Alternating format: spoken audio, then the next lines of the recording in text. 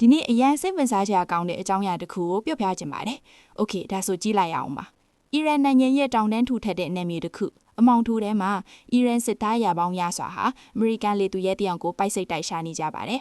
။ရန်သူမြေပေါ်မှာတယောက်တည်းပိတ်မိနေတဲ့ဒီလေသူရဲအတွက်ရှင်သန်ဖို့လမ်းစာရှိပါအောင်မလား။ဒါပေမဲ့လူတိုင်းမဖြစ်လိုက်ဘူးလို့ထင်ထားတဲ့အရာကိုအမေရိကန်အထူးတပ်ဖွဲ့တွေကဒီနေ့မှသက်သေပြလိုက်ပါပြီ။ဧပြီလ3ရက်နေ့ကပစ်ချခံခဲ့ရတဲ့ F-15 တိုက်လေယာဉ်လေသူရဲနှစ်ယောက်လုံးလေထီနာခုန်ထွက်နိုင်ခဲ့ပေမဲ့ဒုတိယမြောက်လေသူရဲကတော့အီရန်တပ်ဖွဲ့တွေနဲ့အနီးဆုံးနေရာမှာဆင်းသက်မိသွားပါတယ်။အချိန်ကမိနစ်ပိုင်းပဲလို့ပါတော့တယ်။သူဖမ်းဆီးခံလိုက်ရရင်ဒါဟာအမေရိကန်အတွက်အကြီးမားဆုံးရှုံးနိမ့်ထွက်သွားမှာပါ။စစ်စင်ကြီးကိုညတန်းကောင်ရံမှာစခဲ့ပါတယ်။ရေဒါဒီမမိအောင်မြေပြင်နဲ့ကပ်ဖြန်လာတဲ့ MH-47 Chinook ရဟတ်ယာဉ်တွေအီရန်ကင်းလက်တပ်ဖွဲ့တွေလေသူရဲရှိတဲ့နေရာကိုမြောက်ခင်စက္ကန့်ပိုင်းအလိုမှာတဲ့အမေရိကန် Navy SEALs တပ်ဖွဲ့တွေကျိုးနဲ့ဆင်းသက်နိုင်ခဲ့ပါတယ်။